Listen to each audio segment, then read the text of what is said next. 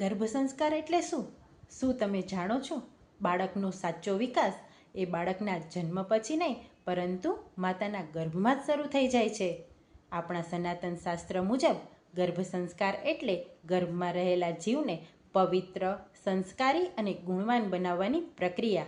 જેવી રીતે કાચી માટીને સરસ આકાર આપી શકાય, તેમજ ગર્ભમાં રહેલા બાળકને શ્રેષ્ઠ સંસ્કાર આપી શકાય છે.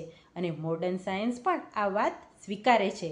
વિજ્ઞાન કહે છે કે ગર્ભાવસ્થા દરમિયાન માતા જે વિચારે છે, જે અનુભવે છે, તેની સીધી અસર બાળકના મગજના કોષો એટલે કે ન્યુરોન્સ પર થાય છે.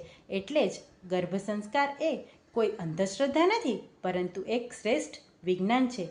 પણ શું સાચે જ ગર્ભમાં રહેલું બાળક કંઈ શીખી શકે?